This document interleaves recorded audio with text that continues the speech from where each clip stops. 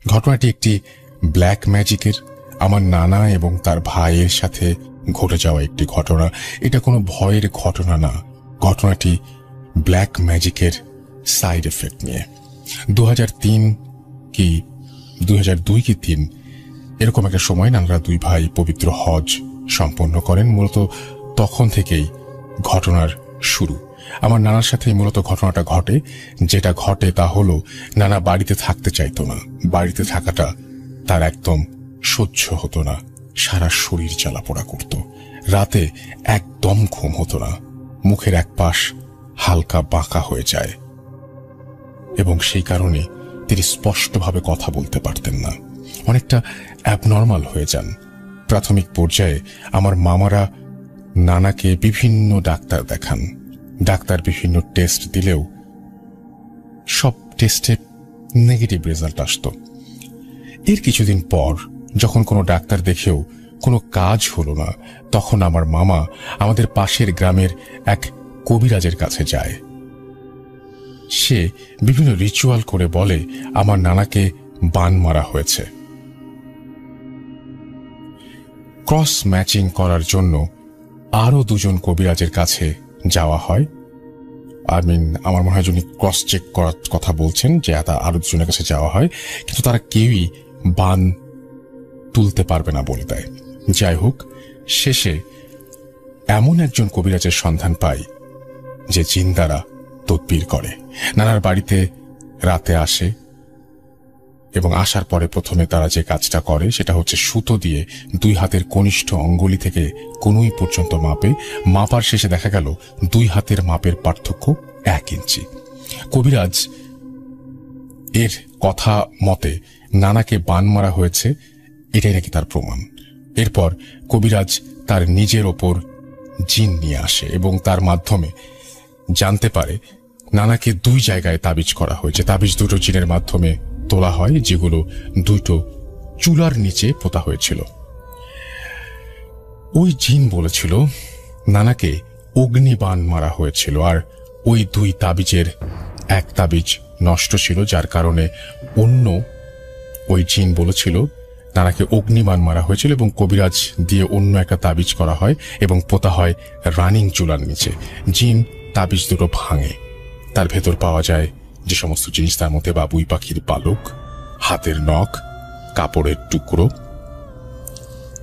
চিকার চামড়া, একটা কাগজ যাতে নানা ধরনের মূর্তি আঁকা ছিল এবং আরো কিছু লেখা ছিল আর কি। জিনটি আরো বলেছিল যে বাবুই পাখির পালক দেওয়ার জন্য নানা বাড়িতে ছেড়ে সব সময় বিভিন্ন জায়গায় ঘুরে বেড়াতো এবং চিকার চামড়া দেওয়ার জন্য রাতে ঘুমাতে পারত না। আর চুলার নিচে পোতা হয়েছিল বলে তার গা সবসময় আগুনের মতো জ্বলত। তখন নানার শরীরও আগুনের মতো জ্বলত যখনই চুলা জ্বালানো হতো। এই জন্য রানিং চুলার নিচেই এটা রাখা হয়েছিল। বান মারার পর নানা ধীরে ধীরে, বান তোলার পরে আর কি, নানা ধীরে ধীরে সুস্থ হয়, কিন্তু পুরোপুরি আর কখনোই ঠিক হয় নাই। 2008 সালে আমার নানা মারা যান। মৃত্যুর আগ পর্যন্ত নানা এই অগ্নিবাণের সাইড এফেক্ট বয়ে বেড়াতেন। ঘটনাটা এই পর্যন্তই, কিন্তু ঘটনাটা এখনো আমার মনে দাগ কেটে আছে, কারণ পুরো ঘটনাটাই ঘটে আমার চোখের সামনে। একটা কথা না বললেই না, বান মারাটা কুফরি কালাম। এর সাথে জড়িত সকল পক্ষই প্রত্যক্ষ এবং পরোক্ষভাবে ক্ষতির সম্মুখীন হয়। আমিও সেটাই বলবো যে এই কাজটা সম্পর্কে আগ্রহ থাকাও কারো ঠিক না। সত্যি এটা আগ্রহ থাকার মতো কোনো কাজ না, এটা করার মতো কোনো কাজ না। এই ধরনের কাজ থেকে আল্লাহ যেন সবসময় আমাদের দূরে রাখেন, হেফাজত করেন, সেটাই আমার প্রার্থনা। আর আপনাদের কাছে যদি এরকম ঘটনা থাকে অবশ্যই লিখে পাঠাবেন আমাকে লেখার ঠিকানা russell.bhoot.com@gmail.com। Spirit, be here with me.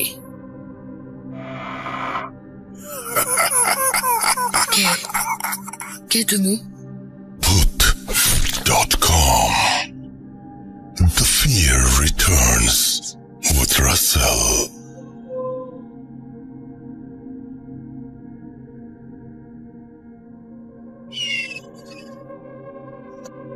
কিছু কিছু মানুষ খুব তাড়াতাড়ি কাছে চলে আসেন। এই সেদিন শুরু করলাম ভূত.com, এর মধ্যেই কিছু কিছু মানুষ খুব কাছে চলে এসেছেন। কিছু কিছু মানুষের ঘটনা আমাকে দারুণভাবে নাড়া দেয়, কি চমৎকার ভাবে ঘটনা বলেন।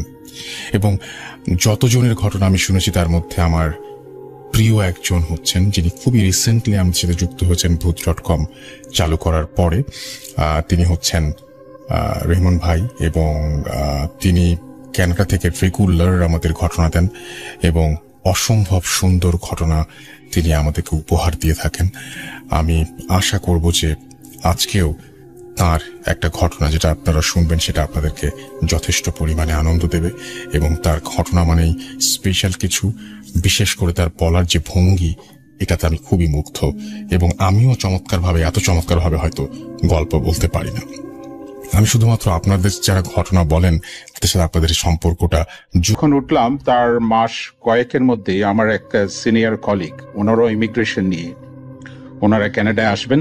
তো আমরা বললাম তো অসুবিধা নেই, আপনারা এখানেই থাকতে পারেন, অনেক মজা হবে, সবাই মিলে মজা করব, আনটিল আনলেস আপনারা এর মধ্যে হয়তো বাড়ি দেখে শুনে হয়তো কোথাও কিনতে পারবেন। তো উনি পছন্দ করলেন। ওনারা যখন এলেন আমরা বেশ ভালোই আনন্দের সময় কাটাচ্ছিলাম কানাডাতে। ওনার এক ছেলে এক মেয়ে, আমাদেরও তাই। নতুন দেশ, নতুন পরিবেশ, রান্না বান্না করা, লন্ড্রি করা, গ্রোসারি করা, এই যেমন সবাই মিলে একসাথে হইচই করে ওয়ালমার্ট, লবলস, উইনার্স, এগুলো ফেমাস স্টোরসগুলোতে মজা করে কেনাকাটা করা, সবকিছু মিলিয়ে এক নতুন জীবনের স্বাদ পাচ্ছিলাম। একটা ছোট ঘটনা বলতে পারি, অনেক ইন্টারেস্টিং। আমার ছেলের জন্য একটা সাইকেল কিনেছিলাম। সে তো অনেক খুশি, সাইকেল নিয়ে স্কুলের পর সবসময় ওটা নিয়ে ব্যস্ত থাকে। এক সপ্তাহ পরেই একদিন স্কুলের ওখানে বেশ একটু ঢালু, টিলার মতো, ওখানে চালাতে গিয়ে একটা ডিচের মধ্যে হিট করে সাইকেলের সামনেটা পুরোটাই ভেঙে যায়, একেবারে মেইন যে রড আছে ওটা পুরোটাই ভেঙে যায়, রড আয়রনটা। So it was a big hit. যাই হোক, ছেলে মোটামুটি ভালোই ছিল, একটু ব্যথা পেয়েছিল, পরে আমার ওয়াইফ ওকে একটু মলম টলম লাগিয়ে দিয়েছে, পরে ঠিক হয়ে গিয়েছিল। তো এখন আমি ভাবছিলাম এই সাইকেলের এই মেইন রডটা কোথায় পাবো। তো শেষে ভাবলাম যে যেখান থেকে কিনেছি, যে বিগ স্টোর, ওখানে যাই, ওখানে গিয়ে ওদেরকে জিজ্ঞেস করি, ওদের কাছে হয়তো পার্স থাকতে পারে। আমি আর আমার ওয়াইফ মিলে আমরা গেলাম, ওখানে গিয়ে আমরা লাইনে দাঁড়ালাম, সেই কাস্টমার সার্ভিসের লাইনে। তো ওখানে গিয়ে জাস্ট মনে মনে ভাবছিলাম যে কিভাবে বলবো কি হয়েছে, ভাঙলো কি করে। কিছু বলার আগে মেয়েটা এসে ডেস্ক থেকে দেখলো, দেখে একটা স্টিকার লাগিয়ে আমাদেরকে বললো যে ওই সাইকেল যেখান থেকে র্যাক আছে ওখান থেকে তোমরা যে কোনো একটা পছন্দ করে নিয়ে আসো।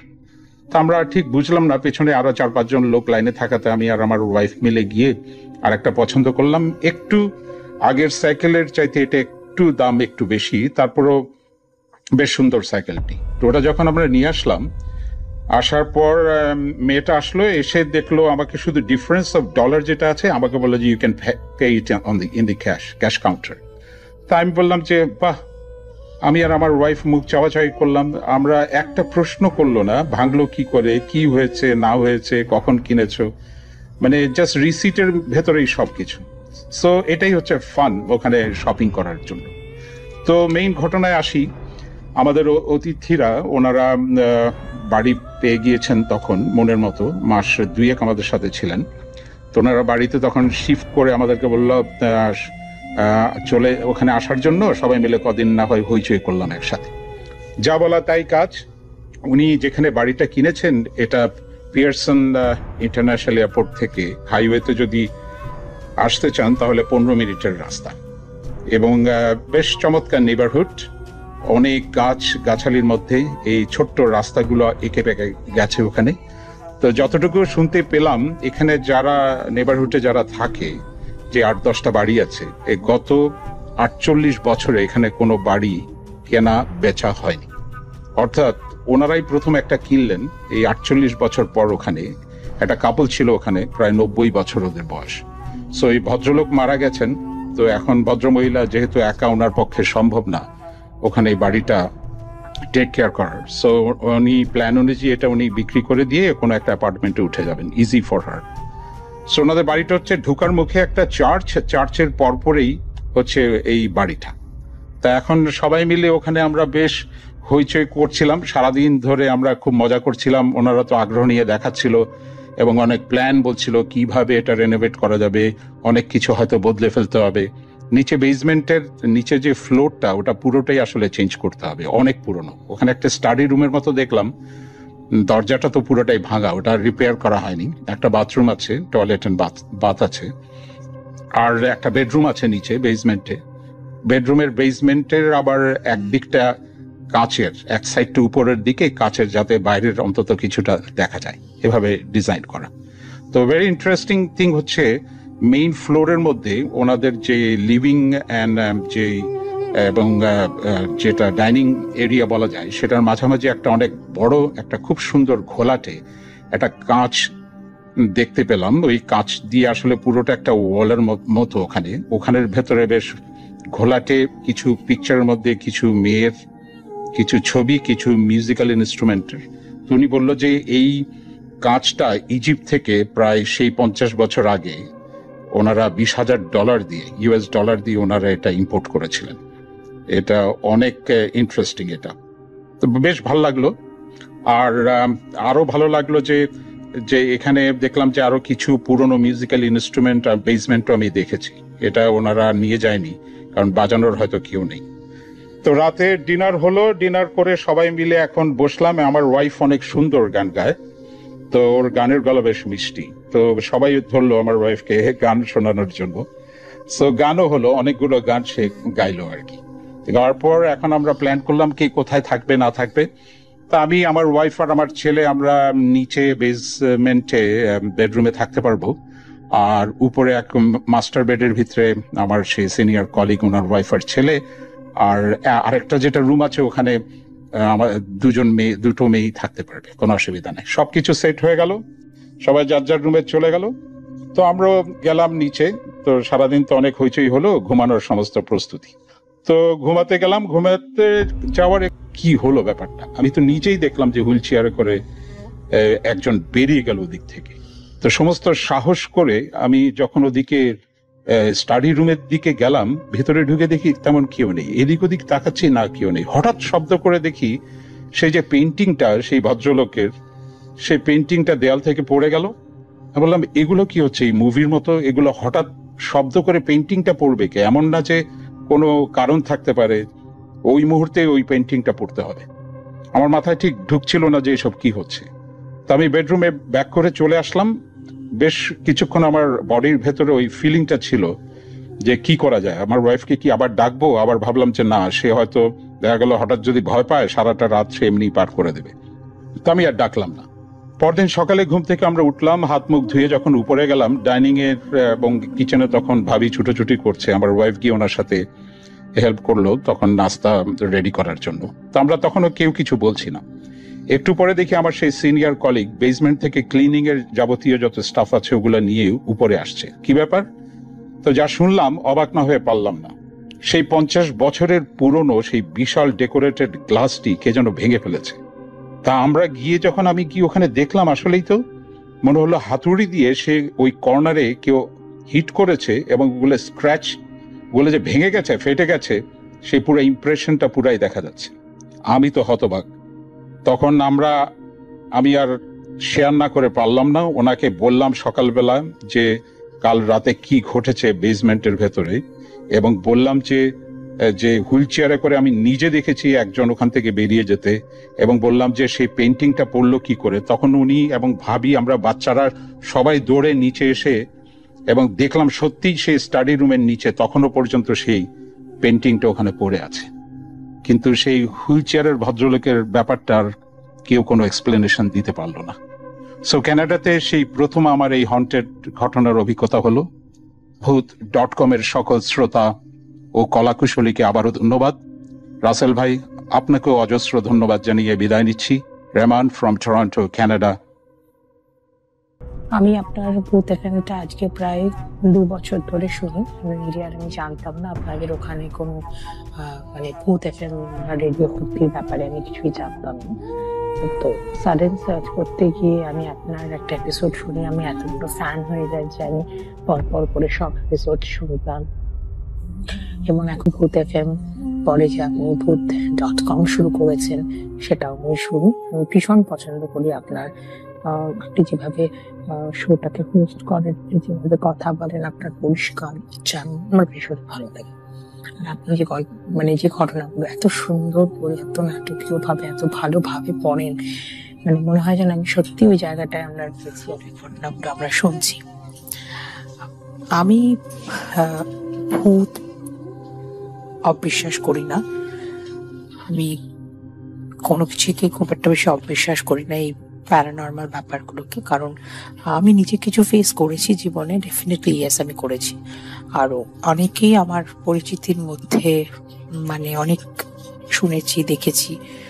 সো আমি ধীরে ধীরে বলবো আপনাকে ঘটনাগুলো এক এক করে। তো আজকে যে ঘটনাটা আমি আপনাকে শেয়ার করছি সেটা আমার যিনি দিদি থাকেন আমার বাড়িতে, যে মেড, তো উনি আমার বাড়িতে আজ প্রায় 3 বছর আছেন। তো এর আগে উনি একটি বাড়িতে 9 বছর ছিলেন। এটি প্রায় আপনার 10-11 বছর আগেকার কথা। এই ঘটনাটি ঘটে জামতের ইন্ডিয়ার জামশেদপুর বলে একটি জায়গা আছে, ওখানে জামশেদপুর বলে জায়গাটিতে উনি একটি বাচ্চাকে দেখাশোনা করতেন। তার বাবা মা দুজনেই কাজ করতো, চাকরি করতো। তো একদিন বিকেলে দিদি ছাদে যায় জামা কাপড় আনার জন্য। জামা কাপড় মেলা ছিল, তো ওগুলো বিকেল বেলা তখন সন্ধ্যে পড়ছে। ওই সময় দিদি গিয়ে জামা কাপড়গুলো বাচ্চাটাকে নিয়ে গিয়ে ছাদে যায়, কোয়ার্টারের ছাদে উঠে দিদি দেখছে যে ছাদের পাঁচিলের উপরে, বড় কোয়ার্টারের ছাদ, বড় পাঁচিল, একটা বসে রয়েছে একটি মেয়ে। তো দিদি একটু 2-4 পা এগিয়ে গিয়ে মেয়েটিকে বলে, এই মেয়ে নিচে নাম, ওখানে বসেছিস কেন, পড়ে যাবি না? ছোট মেয়ে, ধরুন 10-11 বছর কি 13 বছরের একটি মেয়েটি পেছনের দিকে পা করে বসে পুরো মাথাটা ঘুরিয়ে দিদির দিকে ঘুরে গেল মাথাটা। দিদি দেখে। চলুন শুনে আসি হাফেজ মাইনুদ্দিন ভাইয়ের ঘটনাটি।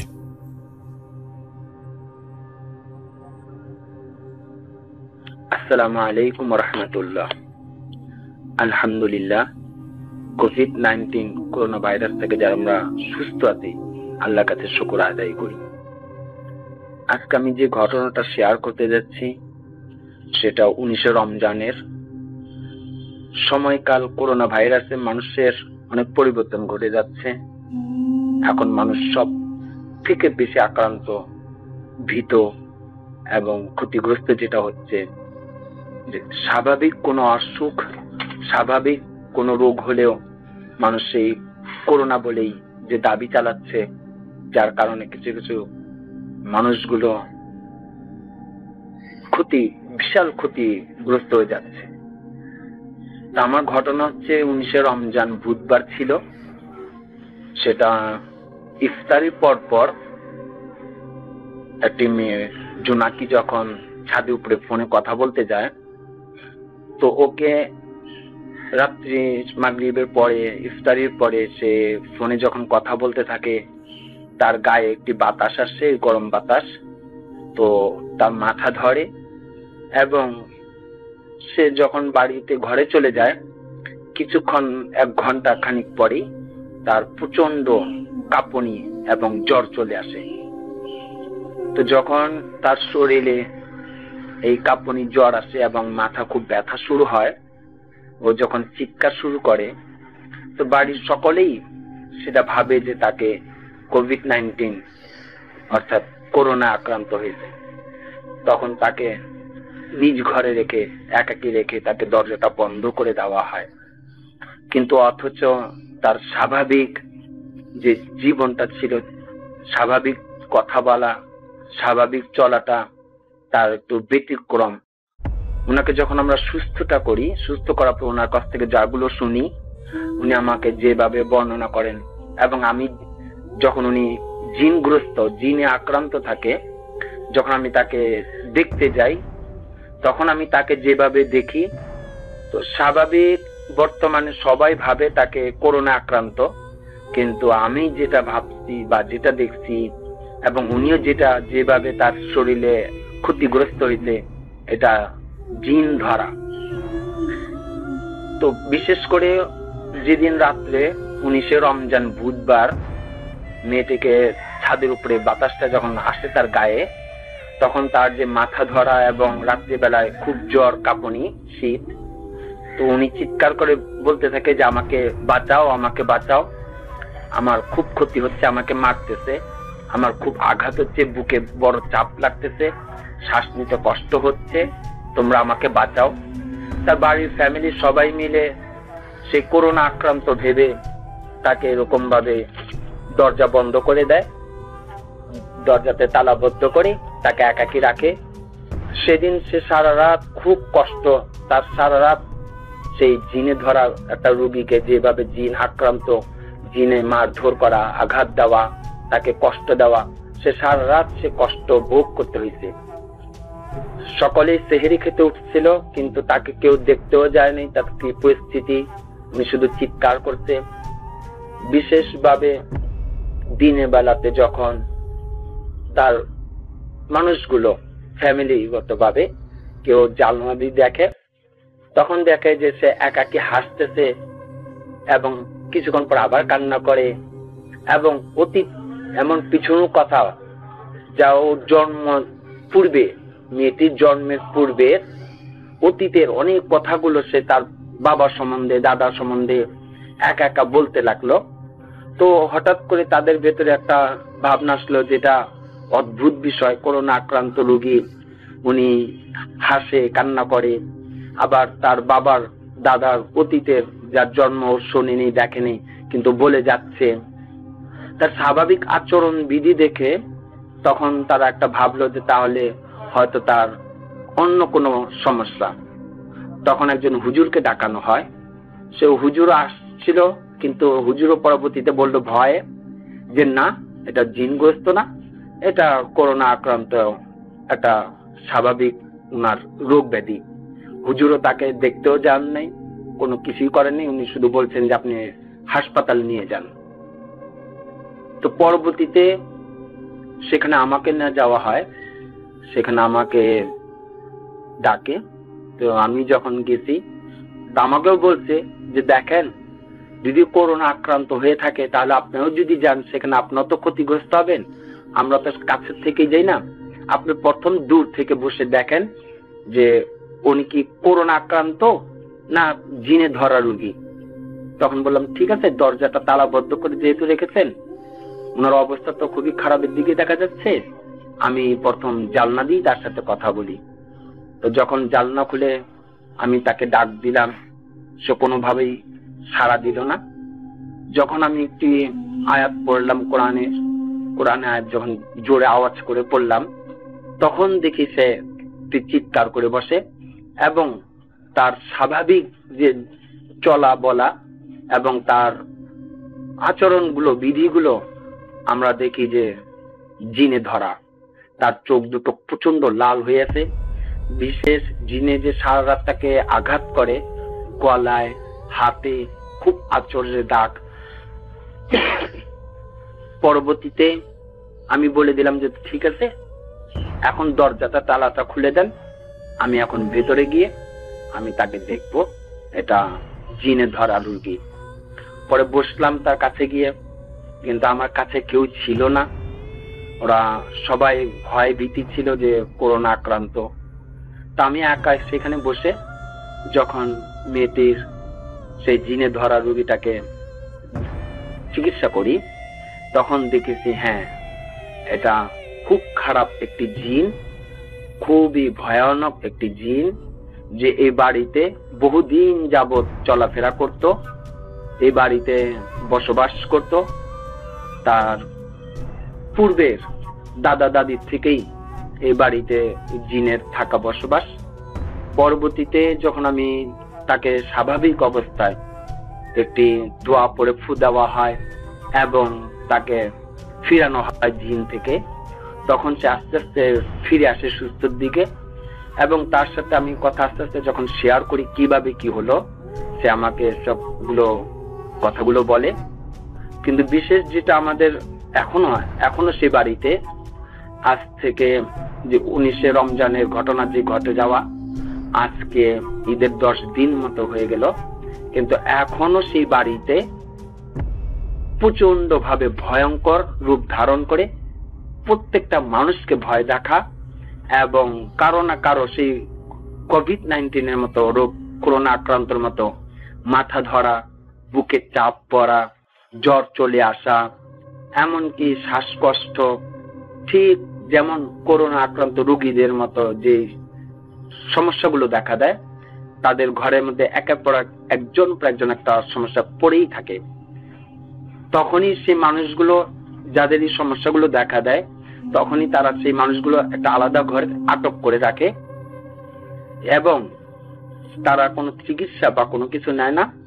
সবচেয়ে বড় ভয়ঙ্কর যেটা হচ্ছে, তারা রাত্রিবেলায় প্রায় 10টার পরে 11টার পরে তারা হঠাৎ হঠাৎ কিছু কিছু বৃদ্ধ মানুষের মতো কান্নার শব্দ, কিছু কিছু দেখা যায় কাউকে কাউকে নাম ধরে ডাকা, কিছু কিছু সময়তে মাগরিবের পর দিয়ে হঠাৎ করে সিঁড়িতে ঠিক ওই জোনাকির মতো আরেকজনকে দেখা, এরকম প্রায় ঘটনা ঘটতেই আছে। তো এখন বর্তমানে লকডাউন থাকা এবং করোনা আক্রান্ত সবাই যেহেতু আতঙ্কিত, তা আমিও স্বাভাবিকভাবে সেইভাবে পুরোপুরি কাজ এখানে করতে পারিনি। শুধু মেয়েটাকে চিকিৎসার জন্য যাওয়া হয়, তাকেও পুরোপুরি আমি সুস্থ এখন বর্তমান, কিন্তু বাড়িটা যে আমি বন্ধ করে আসব বা সেই পুরোপুরি জিনটা কেন কতদিন ধরে আছে, কিভাবে কি হচ্ছে, এই পুরো বাড়িটাকে যে বন্ধ করে আসব, সেটা এখনো করা হইতেছে না।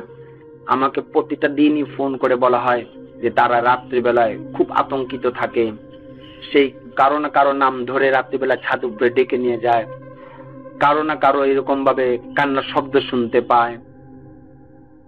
বর্তমানে আমাদের লালবাগের মধ্যে সেই জায়গাটা, বাড়িটা খুবই আতঙ্কিতগ্রস্ত আছে।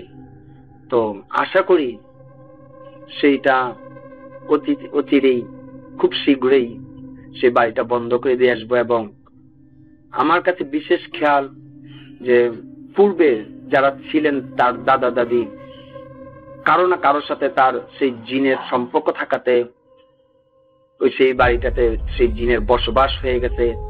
এখনো পর্যন্ত সেই জিন সেইখানে বসবাস করতেছে। হয়তো এই জিনকে তাড়ানো বা ঘর বন্ধ করার পরেও সেই জিনকে এখান থেকে বিতাড়িত করা সম্ভব হবে না। সে এখানেই তার বসবাস, সে এখানেই থাকা শুরু করেছে। তো সবচেয়ে বড় ভয়, যেটা সবচেয়ে বড় আতঙ্কিত, যে কোভিড-19 মতো জিনে যখন ধরে, জিনে যখন আক্রমণ করে, মানুষ তখন মনে ওই ফ্যামিলিতে জাগে, ওই বাড়ির মানুষ কেউ না কেউ ভাবে যে তাকে করোনা আক্রান্ত করেছে, তাকে কেউ সাহায্য বা কোনো চিকিৎসার জন্য কেউ অগ্রসর হয় না, তাকে গৃহবন্দী দরজাতে তালা দিয়ে রাখা হয়। এটাই হচ্ছে সবচেয়ে বড় বিষয়। দুঃখজনক যে কোভিড-19 আমাদেরকে বর্তমানে মানুষ পরিবর্তন, মানুষের ভেতরে যে সহানুভূতি, মানুষের ভেতরে যে একটা মানব সেবা, আমরা মানুষ থেকে ভালোবাসাটা দূরে সরে যাচ্ছি। কোভিড-19 শুধু এই ক্ষতিগ্রস্ত কোভিড-19 দ্বারাই আক্রান্ত না, হয়তো অন্য কোনো রোগও তার হতে পারে, জিনও ধরতে পারে, অথবা তার যে কোনো একটা অসুখ, যে কোনো রোগ হতে পারে। কিন্তু আমরা বিশেষভাবে এই কোভিড-19 করোনা আক্রান্ত ভেবে স্বাভাবিক মানুষগুলো, স্বাভাবিক মানুষের দিনগুলো ক্ষতিগ্রস্ত আমরা করে যাচ্ছি। এরকম বহুজনই সেই জিনে ধরা রোগীগুলো পড়ে আছে। আমাদের কাছে খবর যেগুলো আসে আমরা যেতেও পারি না, বা তারাও এখন ভয়ে ঘরে প্রবেশও করতে দেয় না। যে বিশেষ সবারই একটা আতঙ্ক, সেটা কোভিড-19 করোনা রোগ ব্যাধি। কিন্তু আমরা বলতেছি যে এখন বর্তমানে স্বাভাবিক মানুষগুলো জিনের দ্বারা বা অন্য কোনো রোগ আক্রান্ত হতে পারে। অতএব যে কোনো রোগ হোক না কেন, আমাদের সবারই সচেতনতা দরকার। কোভিড-19 ভেবে একটা মানুষের জীবন নষ্ট না করা, একটা মানুষকে মৃত্যু ঝুঁকিতে না নেওয়া। তো এই ছিল আমার আজকে ঘটনা। আরো ইনশাল্লাহ আমার আরো কিছু ঘটনা আছে, আমি পরবর্তীতে আবারও পাঠাবো। আসসালামু আলাইকুম ভাইয়া, আমার জন্য দোয়া করবেন।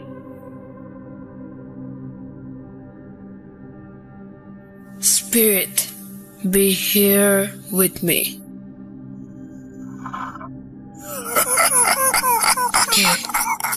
কে তুমি?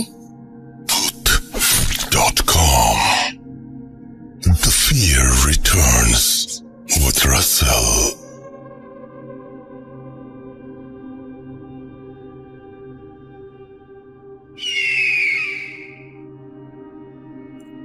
আমি জানি বিশ্বাস করা খুবই শক্ত, বিশ্বাস করা বেশ কঠিন। মাঝে মাঝে কিছু কিছু ঘটনা শুনে আমার ভেতরেও যে সন্দেহ দানা বাঁধে না তেমন কিন্তু না, আমার মধ্যেও সন্দেহ আসে। আমি তখন আবারও পাল্টা ইমেল করি, আচ্ছা আপনি যে ঘটনাটি পাঠিয়েছেন এই ঘটনাটা আরেকবার একটু যদি জানাতেন আমাকে, যে আপনি যা লিখছেন বা যা বলছেন সেটা সত্যি ঘটনা, একটু প্লিজ জানাবেন। আমি জানি খুব ভদ্রভাবে উত্তর দিলেও এই কথাগুলো কখনো কখনো গায়ে তো একটু লাগেই, যে আমি একটা সত্যি কথা বললাম তারপরে উনি আবার এভাবে আমাকে জাজ করছেন। ব্যাপারটা না আমার কাছে খুব ভালো লাগে তা না, কিন্তু আমার তো অনেক প্রশ্নের উত্তর দিতে হয়, সেজন্যই জিজ্ঞেস করি। আমি এখন যে ঘটনাটা প্লে করব সেই ঘটনা পাওয়ার পরেও একটু অস্বস্তি লেগেছিল, যার জন্য আমি আবারও জিজ্ঞেস করেছিলাম যে আপনার এই ঘটনা যে সত্যি এইটা আপনি একটু আমাকে জানান। উনি কিন্তু আবার আরেকটা অডিও ক্লিপে জানিয়েও ছিলেন যে আমার এই ঘটনা সত্যি। আচ্ছা, আমার কাছে মনে হয় ভিডিওটা আছে, সেটা আমি হয়তো প্রচার করব। এবং তিনি বলেছিলেন যে এই ঘটনাটা সত্যি। তো এই যে ব্যাপারটা সেটা হচ্ছে যে মাঝে মাঝে আমার সাথে হয়। যাই হোক, আমরা কথা না বলে নেক্সট ঘটনায় যাব। ঘটনাটা কেন এরকম অস্বাভাবিক, আপনারও খটকা লেগেছে। যদি আপনার খটকার জায়গা আর আমার খটকার জায়গা মিলে যায় তাহলে বুঝতে পারবো যে we are on the same page, এবং আজকের রাতের বাকি সময়গুলো দারুণ জমবে। চলুন শুনে আসি। আসসালামু আলাইকুম। ধন্যবাদ রাসেল ভাই আমাকে আসলে আজকে আমার গল্পটি বলার সুযোগ দেওয়ার জন্য। আর আপনি তো ভালোই আছেন, আপনি সবসময় ভালো থাকেন। তবে আশা করি যে সমস্ত শ্রোতারা রয়েছে যারা শুনছেন তারা প্রত্যেকেই ভালো আছেন এবং তাদের পরিবার এবং আত্মীয় স্বজন এবং প্রতিবেশী সবাই ভালো আছেন। আমরা আসেন একজন আরেকজনের জন্য দোয়া করি। আমি আসলে বাবা এক্সপোজ নামে একটি গ্রুপের এবং একটি পেজের একজন অ্যাডমিন, এবং আমি বাবা এক্সপোজের সাথে কাজ করতে গিয়ে কয়েকটা প্যারানর্মাল ঘটনার সম্মুখীন হয়েছিলাম। তো সেখান থেকে আমি একটি ঘটনার কথা বলবো। আমরা গিয়েছিলাম 47/2 নামে একটি বাড়িতে, যেটা সম্পর্কে আসলে বিভিন্ন ডকুমেন্টারি আগেই বানানো হয়েছে এবং এটা খুব ফেমাস একটা হন্টেড প্লেস। তো এই জায়গাতে আমরা যাওয়ার পরে আমরা আসলে এর আগে 2-1 গিয়েছিলাম জাস্ট রেকি করার জন্য এবং যাবতীয় অনুমতি যাতে ভিডিও করতে পারি সেই সমস্ত ব্যাপারগুলোর জন্য। তো পরবর্তীতে আমরা যখন গেলাম মূল ভিডিওর জন্য, গিয়েছিলাম বিকাল থেকে সন্ধ্যা পর্যন্ত মোটামুটি আমরা বাড়িটা ঘোরাঘুরি করলাম, দেখলাম কোন জায়গায় কি করব সেটা বুঝলাম এবং ক্যামেরা দিয়ে শুটও করলাম। তো এর মধ্যে কোনো সমস্যা হয়নি এবং আমাদের মনের মধ্যে একটা দৃঢ় বিশ্বাস গেঁথে গিয়েছিল যে না, এটা আসলে কোনো প্যারানর্মাল কোনো কিছু না, জাস্ট অতিরঞ্জিত। সো এটাকে এক্সপোজ করা খুবই সহজ হবে। আমরা আসলে এক্সপোজ করি যে সমস্ত ব্যাপারগুলো আসলে যা বলা হয় আসলে তা না, অতিরঞ্জিত কিংবা রং মাখানো বা গুজব। তো মাগরিবের পরে যখন আমরা কাজ করছিলাম তো তখন আমাদের কিছু জিনিস ছিল, যেমন আমরা ক্যামেরা 4টা নিয়ে গিয়েছিলাম, তার সাথে আমাদের আরো বেশ কিছু ইকুইপমেন্ট ছিল, যেমন কেটোমিটার ছিল, আমরা বেলুন দিয়ে কিছু কাজ করেছিলাম, আমরা স্পিড বক্স নিয়ে কাজ করেছিলাম, লেজার দিয়ে কাজ করেছিলাম, এরকম আরো বিভিন্ন ইকুইপমেন্ট আমরা নিয়ে গিয়েছিলাম। তো প্রথমে যখন আমরা বেলুন দিয়ে কাজ করতে গেলাম, 3টা বক্স করে 3টা বেলুনকে পাশাপাশি রাখলাম এবং তখন আমরা কেটোমিটারটাও সাইডে রাখলাম। সাইডে রাখার পরে আমরা বললাম যে এখানে যদি কোনো জিন থেকে থাকে বা কোনো প্যারানর্মাল কোনো কিছু থেকে থাকে তাহলে তারা যেন সাড়া দেয় এবং কেটোমিটারের বাতিটাকে ব্লিং করায়, 2 নাম্বার বাতিটাকে ব্লিং করায় এবং একটা বেলুনকে যেন সে নাড়িয়ে দেয়। তো আশ্চর্যজনকভাবে কেটোমিটারের যেই বাতিটি, সেই বাতিটিকে সে ব্লিংও করালো, আবার দেখা যাচ্ছে যে বেলুনটা ছিল সে বেলুনটাও নড়লো, যেটাকে আমরা ইন্ডিকেট করে দিয়েছিলাম যে এটা। ইন দ্য মিন টাইম আমাদের যে অ্যাকশন ক্যামেরা, সেই অ্যাকশন ক্যামেরাটা অটোমেটিক অফ হয়ে গেল। কেন অফ হলো এটা আসলে আমাদের বুঝে আসছিল না। তারপরে ধরে নিলাম যে না ঠিক আছে, এটা হয়তো বা আমাদের যে মেকানিক্যাল প্রবলেম আর কি। তো তারপরে আমরা এই বেলুন দিয়ে আরো বেশ কিছু কাজ করলাম এবং প্রত্যেকবারের রেজাল্ট পাচ্ছিলাম। বেলুন যেটাকে আমরা সরতে বলছিলাম সেটা সরে যাচ্ছিল, অথচ কিন্তু ওই জায়গাতে কোনো বাতাস নেই।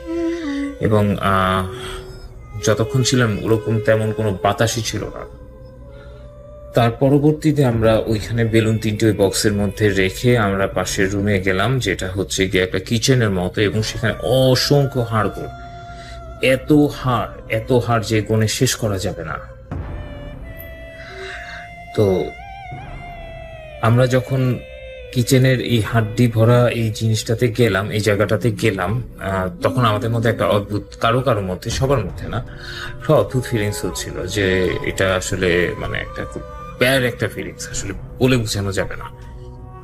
তার সাথে আমাদের যে কেটুমিটারটা ওই জায়গাতে চরমভাবে অ্যাক্টিভ হচ্ছিল, যে 3 নাম্বার 4 নাম্বার বাতি পর্যন্ত এটা জ্বলছিল, ব্লিঙ্ক করছিল অ্যাকচুয়ালি। তো আমরা ফার্স্টে কেউ সন্দেহ করেছিল যে ইলেকট্রিসিটির জন্য, বাট এই বাড়িটাতেই কোনো ইলেকট্রিসিটি নেই, এই বিল্ডিংটাই সম্পূর্ণ ইলেকট্রিসিটি কানেকশন ছাড়া। আর বিভিন্ন ডকুমেন্টারিতে, এর আগেও যে কয়েকটা ডকুমেন্টারি অন্যরা করেছেন দেশ বিদেশে, সেই ডকুমেন্টারিগুলোতেও দেখা গিয়েছিল যে এখানে হাড় ভরা এবং শুকিয়ে যাওয়া পাখি বা কবুতর মরে পড়ে আছে এবং শুকিয়ে গেছে। কোনো বেড়াল কিংবা এই জাতীয় কোনো কিছু যদি এটাকে মারত এবং খেত, তাহলে এটা ছিন্ন বিচ্ছিন্ন হয়ে যেত। বাট এটা কোনো কিছু না, জাস্ট এখানে একটা মরা পড়ে আছে, পড়ে জাস্ট শুকিয়ে মমি হয়ে গেছে, দ্যাটস ইট, আর কিছুই না। কোনো প্রাণী এসে খায়নি বা কোনো কিছু হয়নি, যেন মনে হয় যে ভেতর থেকে কেউ চুষে নিয়ে খেয়ে ফেলেছে, এরকম। তো আমরা প্রথমে যখন রেকি করতে গিয়েছিলাম তখন আমরা এই জিনিসটা পেয়েছিলাম, ইনফ্যাক্ট ভালো মতোই। এটা আসলে খুব হরর একটা জিনিস, যে এটা আসলে কেন এবং কিভাবে, এটা আসলে কোনো ব্যাখ্যা পাইনি ওভাবে। তো ওই রুম থেকে আমরা বের হয়ে বাথরুমের কাছে গেলাম। বাথরুমটার এখানে একটা ভাঙা বাথটাব ছিল। তো ভাঙা যে বাথটাব, ওই বাথটাবের ওখানে আমাদের কেটুমিটার কোনো রকম কোনো রেসপন্স করে নাই, এবং ওভাবে আমরা কোনো কিছু করতে পারি না। কিন্তু পরবর্তীতে ক্যামেরা দেখা গেল, ভিডিওতে আসছিল যে একটা ছোট্ট আলোর একটা বল ওখানে ঘোরাফেরা করতেছে, অথচ আমাদের কাছে এরকম কোনো আলোর বল ছিল না, এবং ওই আলোর বল দিয়ে কোনো কাজ আমরা করিও নাই। এটা টোটালি ইম্পসিবল একটা জিনিস। ওখান থেকে আমরা যখন আমরা যখন ওই রুমটা ক্রস করছিলাম, যে রুমে বেলুন ছিল, আমরা দেখি যে বেলুন 3টা বড় একটা জায়গা নিয়ে ত্রিভুজ আকৃতির, অনেকটা ইলুমিনাতি যে ত্রিভুজ ওই রকম আকৃতি করে রয়ে গেছে, এবং এই আকৃতিটার মধ্যে আসলে অশুভ কোনো একটা ইঙ্গিত ছিল।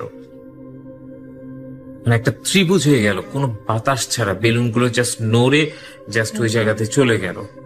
এটা কিরকম না, এর আগেও আমরা যখন কেটুমিটার দিয়ে আমরা বেলুন দিয়ে কাজ করছিলাম, 3টা বেলুন নড়াতে বলছিলাম, 3টা বেলুন নড়তেছিল, একটা বেলুন নড়তে বলতেছিলাম, ওই একটা নির্দিষ্ট বেলুনই নড়তেছিল।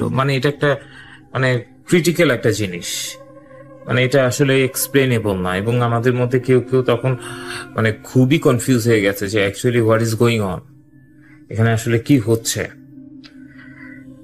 তো তারপরে আমরা অন্য আরেকটা রুমে গেলাম, স্পিড বক্স দিয়ে চেষ্টা করলাম। স্পিড বক্স দিয়ে যখন আমরা চেক করলাম তখন সেখানে অ্যান্সার পেলাম, এবং তারা সেখানে 2জন বা 3জন থাকার কথা বলেছিল, আমার এই মুহূর্তে মনে পড়ছে না। ওই স্পিড বক্স থেকে এই অ্যান্সারটা আসছিল, বাট স্পিড বক্সের ব্যাপারটা আমরা আসলে টোটালি বিলিভ করি না, কারণ এটা র্যান্ডমলি কিছু জিনিস চুজ করে হয়তো বা অ্যান্সার দিয়ে দিতে পারে, হোয়াট এভার। তো এরপরে আমরা আরো 1-2টা ঘরে গিয়েছিলাম, এর মধ্যে একটা ঘরে ভালো রেসপন্স ছিল, আরেকটা ঘরে ছিল না। আমরা যখন ফিরে আসার সময় ভাবলাম যে আমাদের বাকি যারা ছিল তারা ছবি তুলছিল, যে বিভিন্ন স্টিল পিকচার গুলো নিচ্ছিল জায়গাটার।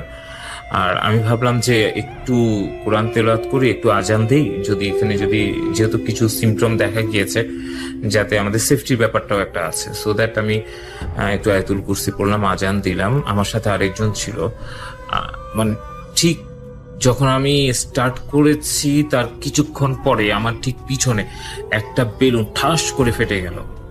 মানে এমন ভাবে ফাটলো যে আমার পাশে যিনি ছিলেন উনি বেশ চমকে গেলেন এবং উনি ভয় পেয়ে গেলেন। আসলে ব্যাপারটা ভয় ছিল, কারণ হচ্ছে কি তারা সম্ভবত এই আয়াতুল কুরসি এবং আজান সহ্য করতে পারেনি, অথবা আমাদেরকে ভয় দেখাচ্ছিল বা সাবধান করছিল বা চলে যাওয়ার জন্য বলছিল। তো আমরা যখন ওখান থেকে ফিরে এলাম, আমাদের মধ্যে কয়েকজন অন্তত 2 মাস পর্যন্ত ভালো ডিপ্রেশনে ছিল, এবং এর মধ্যে আমরা ফিরে আসার পরে জানতে পারলাম যে আমাদের এক মেট যে আমাদের সাথে ওখানে গিয়েছে, তার মাথাতে একটা ছোট একটা মানে পিনের মতো একটা ক্ষত, এবং সেখান থেকে রক্ত পড়েছিল।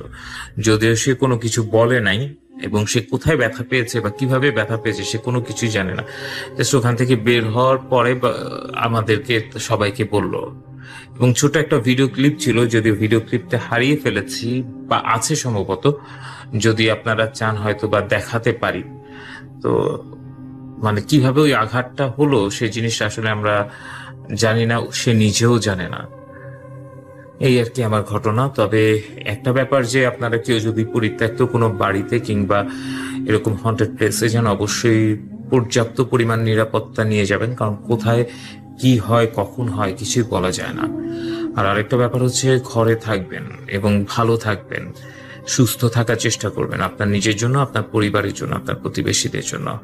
না হলে হয়তোবা আগামীতে এরকম কোনো একটা ভূতের গল্পে আপনার বাসার কথা ইঙ্গিত করে বলতে পারি যে, বা অন্য কেউ বলবে যে ওই বাসাতে একজন করোনার রোগী মারা গিয়েছিল, এখনো তার আর্তচিৎকার শোনা যায় যে আমি ভুল করেছি। ভালো থাকবেন সবাই। আসসালামু আলাইকুম।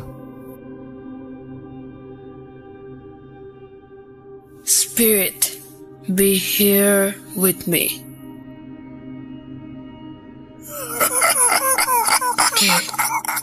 কে তুমি? Bhoot.com. The fear returns with Russell.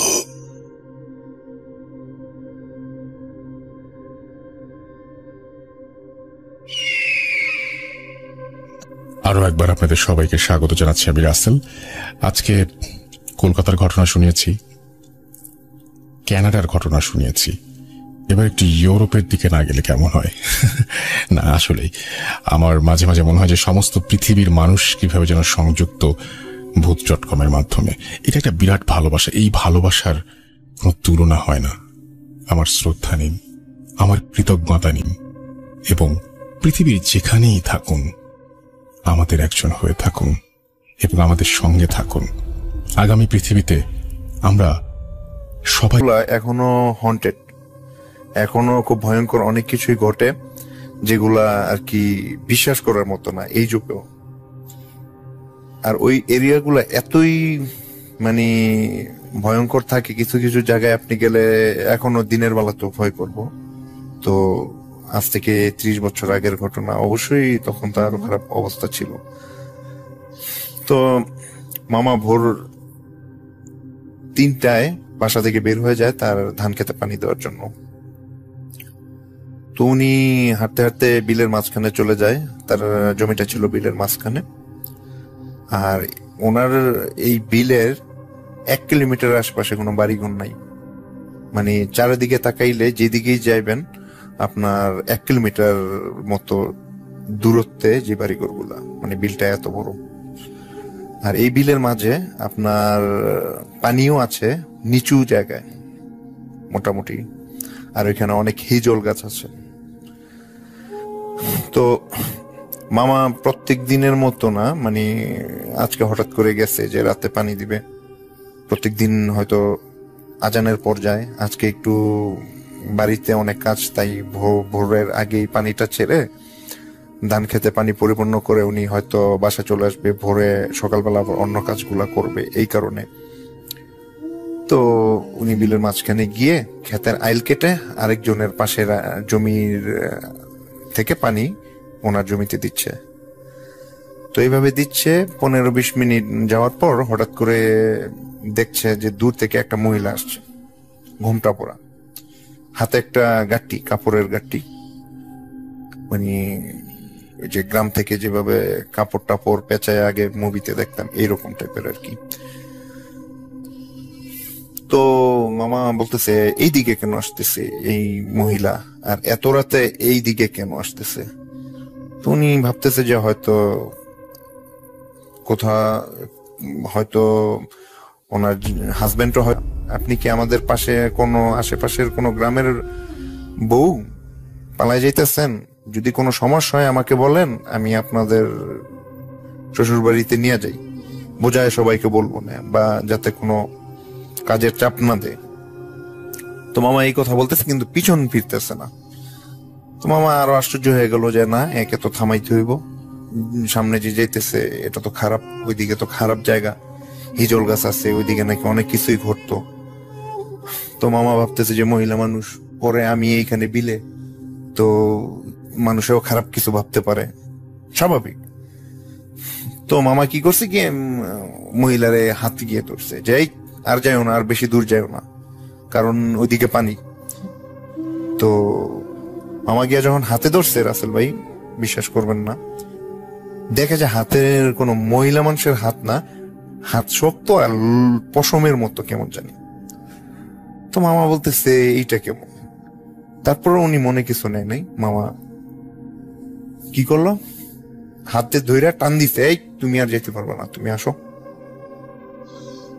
তো তখন ওইটা আপনার ঘুরে তাকাইছে। রাসেল ভাই বিশ্বাস করবেন না, মামা প্রস্তুত ছিল না যে এই ধরনের কিছু দেখার জন্য।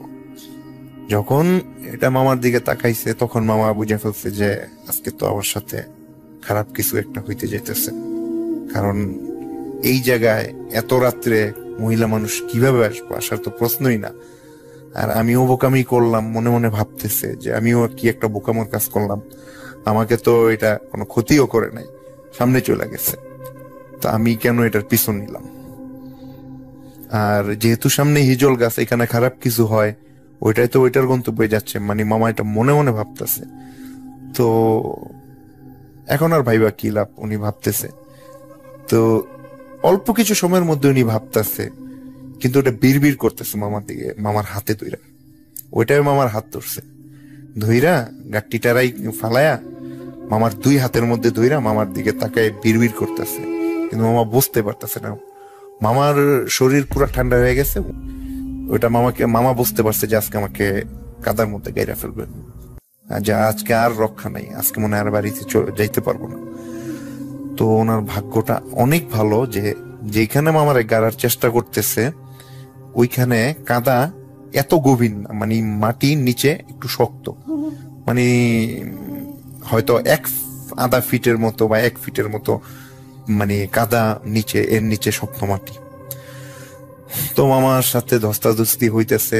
যখন এটা দেখতেছে যে আর পারতেছে না মামারে গাড়তে বা কাদা মাটি, তখন কি করছে, এটা মামাকে ছুঁড়া মারছে দূরে, যে যেমন আমরা কোনো কিছু হাত দিয়া ছুঁড়া দূরে মারি না, ওই রকম মামাকে ছুঁড়ে মারছে। ছুঁড়া মারার পর মামা একটু দূরে গিয়ে পড়ছে, মানে উনিও স্বাস্থ্যবান, তো ওজন অনেক, 5-6 ফিট দূরে গিয়ে, 7-8 ফিট দূরে গিয়ে এরকম পড়ছে। পড়ার পর মামা দেখলো যে ওইটা মামার দিকে তাকায় কি যেন আবার বিড়বিড় করতেছে, কিন্তু কোনো কথা বুঝতেছে না এটা কি বলতেছে। আর খুব বিশ্রী একটা চেহারা নিয়ে ওনার দিকে বিড়বিড় করে বলতেছে কি যেন। আর কিছুক্ষণ পর এটা ওই আগের রাস্তা ধইরা তার গন্তব্যে যাওয়ার চেষ্টা করতেছে। যখন ওইটা সামনের দিকে যাচ্ছে, কিছুক্ষণ পর পর মামার দিকে তাকায় আর এটা থুতু মারে এইদিক ওইদিক, আর বিড়বিড় করে চোখ ঘুরায়, মানে করে ভয়ঙ্কর চেহারা নিয়ে, আর ওটা সামনের দিকে যায়। তো মামা লাড়াচাড়া দিতেছে না, কারণ মামা ভাবতেছে যেহেতু এটা চলে যাইতেছে, আমি এখন ওঠার দরকার নাই, আমি যদি উঠি তাহলে যদি আবার এটা আসে যদি আমাকে আবার যদি এটা ধরে বা অ্যাটাক করে, বা যদি আমাকে আবার মেরে ফেলে, যদি মেরে ফেলার চেষ্টা করে, এই ধরনের একটা চিন্তা ভাবনা নিয়ে সে আর লড়াচাড়া করে নাই, সে এইভাবেই শুয়ে আছে। তিনি এইরকম একটা মামা ইয়ের মধ্যে ছিল, যেমন ঘুমের ঘরের মধ্যে চোখগুলো আপসা আপসা মানে করা খোলা সে দেখতেছে। তো সারা গা কাদায় ভরে গেছে, পানির মধ্যে অল্প একটু বাসায় গোসল করি নাই গরম পানি দিয়া, বা কোনো করি নাই, কোনো হুজুরের কাছে যাই নাই। তখন সে বুঝতে পারলো যে ঘটনাটা এটার কারণে হয়েছে। তো তখন তো বুঝতে অনেক দেরি হয়ে গেল, এখন তো আর কিছু করার নেই, যা হওয়ার তা তো হয়েই গেছে। তো এই ছিল রাসেল ভাই আমার ঘটনা। তো আশা করি যদি ঘটনাটা ভালো লাগে অবশ্যই এটা আপনি ভূত.com এর সকল শ্রোতাদেরকে প্লে করে শোনাবেন। আর আশা করি আমার এই ঘটনাটা যদি ভালো লাগে, আমি উৎসাহিত হলে, আমি অনুপ্রেরিত হলে অবশ্যই আমি নেক্সটে আরো একটি ঘটনা প্লে করে পাঠাবো, রেকর্ড করে পাঠাবো। এই ঘটনাটা হচ্ছে আমার সাথে বাস্তবে ঘটে যাওয়া একটা ঘটনা, মানে একদম বাস্তব একটা ঘটনা, যেটা আমি পরবর্তীতে আপনাদের কাছে রেকর্ড করে পাঠানোর চেষ্টা করব। তো ভূত.com এর পক্ষ থেকে সবাইকে অনেক অনেক শুভেচ্ছা। সবাই ভালো থাকবেন আর আমার জন্য দোয়া করবেন। রাসেল ভাই ভালো থাকবেন, দোয়া করবেন। তো এই বলে আমি বিদায় নিচ্ছি, সবাই ভালো থাকবেন, আসসালামু আলাইকুম। Spirit, be here with me.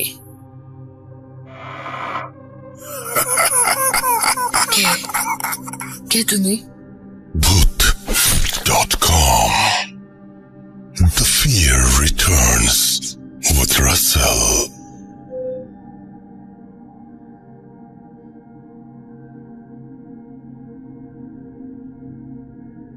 গেলাম ইউরোপে, আমেরিকায় না গেলে কেমন হয়? আপনারা শুনছেন ভূত.com এবং আমি যে ঘটনাটা এখন প্লে করব সেটা আপনারা বুঝেই ফেলেছেন যে আমেরিকা থেকে আসছে, অনেকদিন আগেই ঘটনাটা এসেছিল, আজকে প্রচার করে ফেলতে চাই এবং আশা করছি যে এই ঘটনাটা আপনাদের ভালো লাগবে। চলুন শুনে আসি। হ্যালো, আসসালামু আলাইকুম রাসেল ভাই, আমি নাইস বলছিলাম ইউনাইটেড স্টেটস অফ আমেরিকা থেকে। আমরা অ্যাকচুয়ালি কলোরাডো স্টেটসে থাকি। তো আমরা এখানে এসছি 10 বছর, এর আগে বাংলাদেশে ছিলাম। তো তখন আমাদের একটা ঘটনা ছিল। ঘটনাটা এরকম যে আমাদের বাসা যশোরে, তো ওখানে আমরা অনেক দিন ধরে আমরা ওখানে স্থানীয়। তো আমাদের যে বাসাটা আমার আব্বু অনেকদিন আগে 90-তে বানিয়েছিল, তখন ওটার পাশে একটা কবর ছিল। তো কবরস্থানটা খুবই ছোট, বাট ওটা আমাদের বাসার সাথেই ছিল। তো যাই হোক, মূল ঘটনায় আসি। আমাদের বাসার একটু বর্ণনা দিই ঘটনাটা বোঝার সুবিধার্থে। তো ঘটনাটা এরকম যে আমরা ওইখানে আমি, আমার বোন আর আমার আব্বু আম্মু থাকতাম। তো আমার ভাই আছে, বাট সে ঢাকাতে থাকতো। তো ঘটনাটা ছিল এরকম, অনেকদিন ধরে আমাদের বাসাতে অনেক চুরি হচ্ছিল, যেরকম আলমারির মধ্যে কোনো কিছু রাখলে টাকা পয়সা স্পেশালি সেগুলো চুরি হয়ে যাচ্ছিল। এমন না যে সব টাকাই চুরি হচ্ছিল অল্প কিছু টাকা। তো সেই জন্যে আমরা আমাদের মেইডকে দেখলাম, খেয়াল করলাম তারা আমাদের বাসায় অলমোস্ট 15 বছর ধরে কাজ করে। তো তারা নেয়ার কথাই না। আর যেহেতু আমার আম্মুর কোমরেই সবসময় চাবিগুলো থাকতো, তো সেটা হওয়ারই কথা না। আর সে কখনোই কোমর থেকে চাবিটা খুলতো না, এবং চাবির কোনো ডুপ্লিকেট কোনো চাবিই ছিল না। তো তখন আম্মু দেখলো, অনেকভাবে সে পরীক্ষা করলো যে কিভাবে টাকাগুলো চলে যাচ্ছে, এবং আমার আব্বু খুব বেশি ওরিড হয়ে গেল। কারণ আমার আম্মুর মধ্যে এমন ছিল না যে আম্মু কখনো আব্বুকে না বলে টাকা নিবে বা এরকম কিছু। তো তারপরেও আব্বু বলল যে ঠিক আছে, তাহলে আব্বু এইসব অ্যাবনর্মাল বিষয়ে একদমই বিশ্বাস ছিল না। তো সে এমনি বিশ্বাস করে হয়তো জিন আসছে, যেহেতু এটা কোরআনে আছে, বাট আব্বুর ওরকম বিশ্বাস ছিল না যে জিনরা এই কাজটা করতে পারে। কিন্তু আমার আম্মুর বিশ্বাস ছিল যে এর মধ্যে নিশ্চয়ই প্যারানর্মাল কিছুই ব্যাপার আছে। কিন্তু আমরা ওই বাসাতে এতদিন ধরে আসছি, কিন্তু কোনো ব্যাপারই কোনো সময় কোনো ঘটনাই ঘটে নাই। বাট এই প্রথম এরকম অ্যাবনর্মাল কিছু ঘটছে।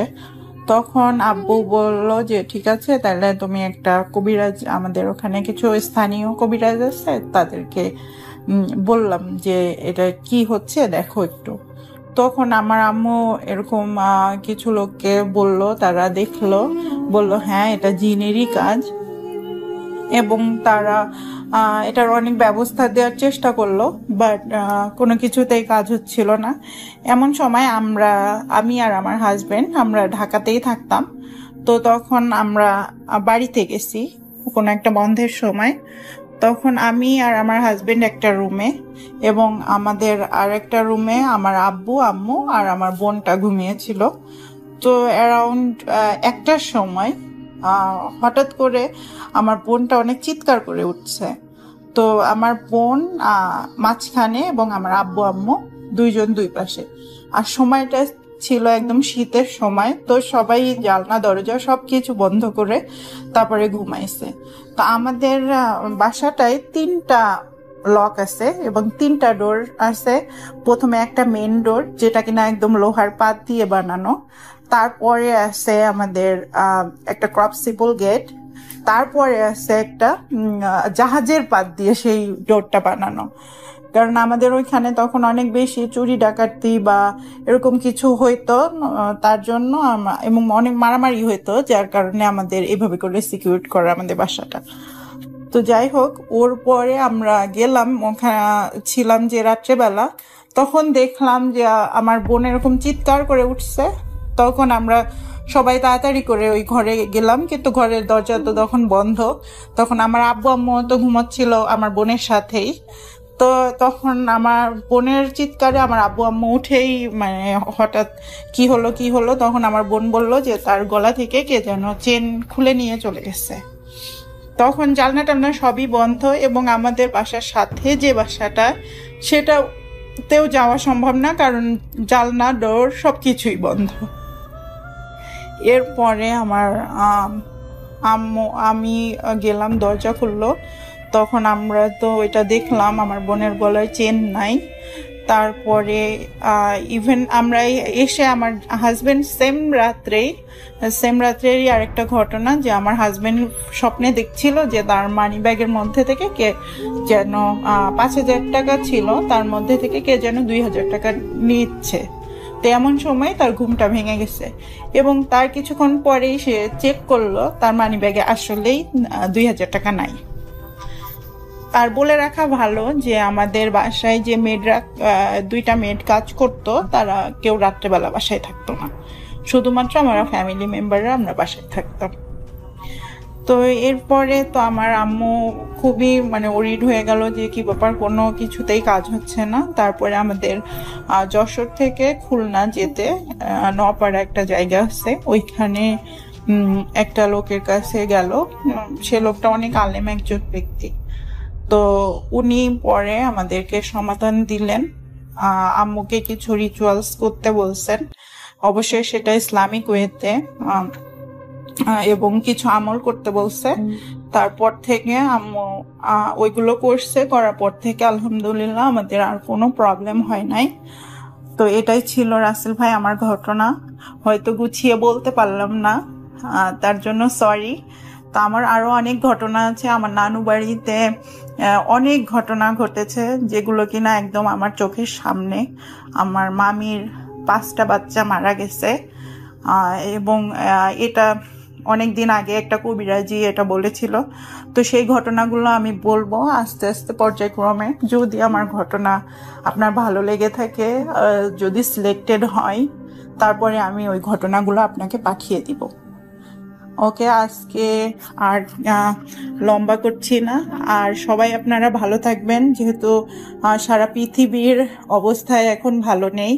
আর তারপরেও আপনি যে সুন্দরভাবে এত সুন্দর করে একটা অনুষ্ঠান আমাদেরকে উপহার দিচ্ছেন, তার জন্য আপনাকে অসংখ্য ধন্যবাদ। আল্লাহ যেন আপনাকে অনেক ভালো রাখে এবং এভাবে করেই ভূত এফএম অনেক বছর চলতে থাকে, সেটাই কামনা করি। আজকে মতো এখানেই, আল্লাহ হাফিজ। থ্যাংক ইউ রাসেল ভাই, আসসালামু আলাইকুম। Spirit, be here with me.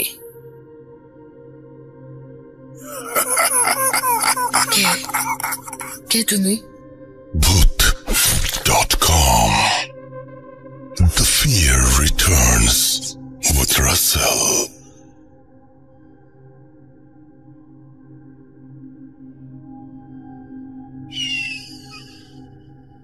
রাতের বেলায় আপনাদের হঠাৎ করে কি কখনো জানালার দিকে চোখ যায়, দরজার দিকে চোখ যায়?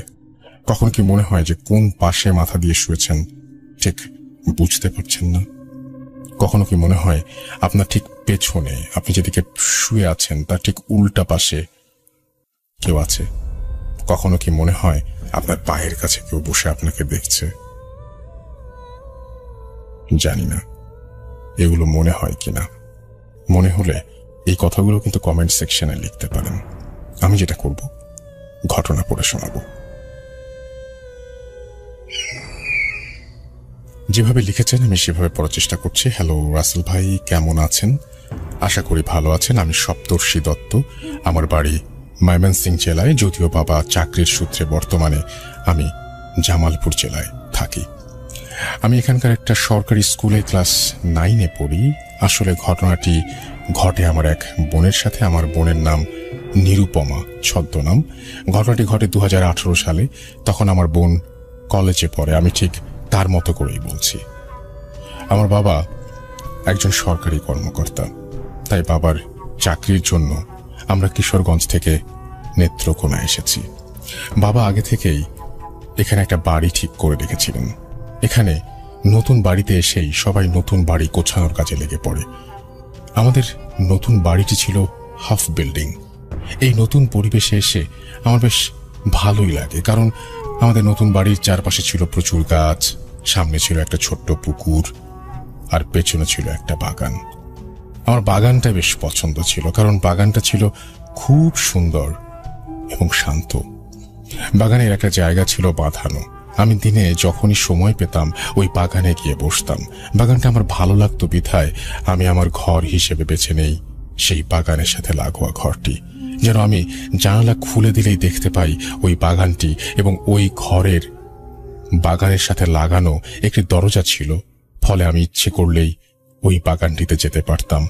নতুন বাগানটিতে ওঠার 1 মাস পরে, অর্থাৎ নতুন বাড়িতে ওঠার 1 মাস পরে, সময়টা ছিল জুন মাস। একদিন রাতে আমি পড়ছিলাম। আমি আমার ঘরে একাই থাকতাম। হঠাৎ শুনি আমার জানালার পাশে মেয়েলি গলায় কেউ কাঁদছে। তখন রাত প্রায় 1টা। বাইরে কে কাঁদছে এটা দেখার জন্য আমি দরজা খুললাম। আমি জানালা খুললাম। জানালা খুলেই দেখি কিছু নেই, কারণ চারপাশে তখন অন্ধকার, কিছু দেখতেও পেলাম না। এবং জানালা খোলার সাথে কাঁদার শব্দটাও বন্ধ হয়ে গেল। আমি আবার জানালাটি বন্ধ করে দিলাম। একটু পরে জানালায় কে যেন সজোরে ধাক্কা দিল। হঠাৎ ধাক্কার শব্দ শুনে আমি প্রচন্ড চমকে গেলাম। ধাক্কাটা 1 বার না, 2 বার না, বারবার হতে থাকলো। আমি জোরে বললাম, কে কে এমন করছে? আমি এই কথা বলার সাথে সাথে ধাক্কা দেয়া বন্ধ হয়ে গেল এবং চারপাশ যেন একদম চুপচাপ হয়ে গেল। কিন্তু একটু পরে আবার শুরু হলো ধাক্কা দেয়া। আর শুধু জানালা না, দরজাতেও চারপাশে কাউকেই দেখতে পেলাম না। আমার ঘর, আমার মা, আমার বাবার ঘর এমন যে আমি যদি জোরে কোনো কথা বলি তাহলে সেটা তাদের ঘর থেকে শোনা যাবে। কিন্তু আজব ব্যাপার হলো, এত জোরে জোরে কেউ দরজা ও জানালায় ধাক্কা দিল, এই শব্দটা তারা কেউ শুনতে পায়নি। যাই হোক, ওই রাতে আর কিছু হলো না। পরদিন সকালে শুরু। সারাদিন কলেজ, প্রাইভেট নিয়ে ব্যস্ত ছিলাম। গত রাতের কথা আমার মনেই ছিল না। সারাদিন ভালোই কাটলো। বিকেলবেলা কলেজ থেকে ফিরে ফ্রেশ হয়ে বাগানে গেলাম। অনেকক্ষণ ছিলাম ওখানে। সেই রাতে আবার আমি পড়ছিলাম। তখন আনুমানিক রাত 1:30 বা 2টা বাজে। হঠাৎ শুনি গত রাতের মতো কেউ কাঁদছে। আমি আবার জানালাটা একটু অল্প খুলি এবং দেখতে পাই একজন নারী মূর্তি আমার জানালার কাছে ওই পাতানো জায়গাটায় বসে কাঁদছে। ভাবুন, এটা আপনার জানালা, আপনি জানালা খুলছেন আর দেখতে পাচ্ছেন সেই নারীকে কাঁদছে। আমি কেন যেন ওই অবয়বটিকে দেখে ভয় পাই এবং তাড়াতাড়ি জানালা বন্ধ করে ফেলি। কিছুক্ষণ পরে ওই নারী আমার জানালার কাছে এসে আমার নাম ধরে ডাকতে বলল তা কিছু খেতে দিতে। এত রাতে আমার নাম ধরে ডাকায় আমি বেশ অবাক হলাম। আমি জিজ্ঞাসা করলাম, আপনি কে, এত রাতে কেন? এই কথা জিজ্ঞেস করার পর আর কোনো উত্তর পেলাম না। একবার ভাবলাম মা বাবাকে ডেকে তুলি, কিন্তু মা বাবা ঘুমোচ্ছেন, তাদের ঘুম ভেঙে যাবে এই কথা ভেবে আবার ডাক দিলাম না। আমি জানালা খুলবো না করেও কৌতূহলের বসে জানালা খুলে ফেললাম। খুলতেই দেখি বাঁধাই করা জায়গাটার উপরে যেই গাছটা আছে সেখানে একটা কিছু ঝুলছে। কিছুক্ষণ ভালোভাবে খেয়াল করার পর বুঝলাম ওটা একটা লাশ। ভাবুন তো, জানালা খুলে দেখতে পেলেন একটা লাশ। রাত 1টা। আমি একটা জোরে চিৎকার দেই। আমার আর কিছু মনে নেই। পরদিন যখন আমার জ্ঞান ফেরে, আমার গায়ে তখন প্রচন্ড জ্বর। আমার জ্ঞান ফেরার পর সব কথা মা বাবাকে জানাই। তারা বিষয়টা পাত্তা দেয় না, আমার মনের ভুল বলে উড়িয়ে দেয়। আমি ভূত প্রেতে সব বিশ্বাস করতাম না, তাই আমিও মনে করি ওটা আমার মনের ভুল ছিল। কিন্তু এর কিছুদিন পর আমার আর কোনো সমস্যা হয়নি। কয়েকদিন পর আমি এক রাতে ঘুমোচ্ছিলাম, তখন আবারও হঠাৎ আমার ঘুম ভেঙে যায়। ঘুম ভাঙার পর দেখি চারপাশ অন্ধকার, কিন্তু আমি রাতে সবসময় ডিম লাইট জ্বালিয়ে ঘুমাই। কিছুক্ষণ পর আমি বুঝতে পারি আমার ঘরের ভেতরে আমি নেই। আমি ঘুমিয়ে আছি বাগানের ওই শান বাতানো জায়গাটায়। প্রচন্ড ভয় পাই আমি কিছুতেই বুঝতে পারি না কিভাবে এখানে এলাম। আমি তো ঘরেই ছিলাম। ভাবুন তো, ঘর থেকে আপনি চলে এসেছেন অন্য একটা জায়গায়, চোখ খুলে দেখলেন সেই জায়গাটি, যে জায়গাটিতে আপনার সমস্ত ভয়। হঠাৎ কেন যেন মনে হলো আমার মাথার উপরে কিছু নড়ছে। উপরে তাকিয়ে দেখি রাতের সেই লাশটির মাথা সেটি ঝুলছে। এটা দেখে আমি ঘরের দিকে দৌড় দিই। দৌড়াতে গিয়ে আমি হোঁচট খাই এবং আমি ওই লাশটার উপরেই পড়ি। এ দেখে আমি ওই লাশটার উপরে ছিটকে অন্য জায়গায় চলে যাই এবং দেখি ওই নারী আমার দিকে আসছে। এইসব আমি আর নিতে পারছিলাম না। আমি আমার শরীরের সমস্ত শক্তি দিয়ে অন্যদিকে দৌড় দিই, আবার হোঁচট খাই, আবার উপর হয়ে যাই। সোজা হতেই দেখি ওই নারী মূর্তি আমার মুখের উপরে বাতাসে ভাসছে। এই প্রথমবার আমি ওই নারী মূর্তিটির চেহারা দেখতে পাই। এত বিভৎস, কি বলবো, মনে হচ্ছে কেউ যেন তার মুখ অ্যাসিড দিয়ে ঝলসে দিয়েছে। এসব দেখে আমি জ্ঞান হারালাম। এরপর যখন জ্ঞান ফেরে আমি হাসপাতালে। আমার গায়ে আকাশ পাতাল জ্বর। জ্ঞান ফেরার পর সবাইকে সেই রাতের সেই ভয়াবহ ঘটনাটি বললাম। প্রায় 15 দিন জ্বরে ভোগার পর সুস্থ হয়ে জানতে পারি আমাকে পরদিন ঘরে না পেয়ে খোঁজাখুঁজি শুরু হয়। আমাকে পাওয়া যায় বাগানের কোনায়। এই ঘটনার পর বাবা আমাদের এক প্রতিবেশীর কাছ থেকে জানতে পারে ওই বাসায় আগে যে পরিবারটি থাকতো তাদের একটি মেয়ে ছিল। একদিন কলেজ যাওয়ার পথে মেয়েটির মুখে কেউ অ্যাসিড মারে। পরবর্তীতে মেয়েটি ওই গাছে আত্মহত্যা করে মারা যায়। এরপর ওই বাসায় আর কেউ থাকতে পারে না। যারা থাকে তারা বিভিন্ন অলৌকিক ঘটনার শিকার হয়। এরপর আমরা খুব তাড়াতাড়ি বাসাটি ছেড়ে দিই এবং এটাই ছিল আমার ঘটনা। কতটা গুছিয়ে লিখতে পেরেছি জানি না, ভুল হলে ক্ষমা করবেন। ভূত.com এর আরো এগিয়ে যাওয়ার প্রত্যাশা। এরপর তিনি বলছেন, stay home, stay safe. Thank you so much আপনার এই চমৎকার ঘটনাটির জন্য। মাঝখানে যে আমি ভাবার কথা বলছিলাম, ভাবুন তো, এটা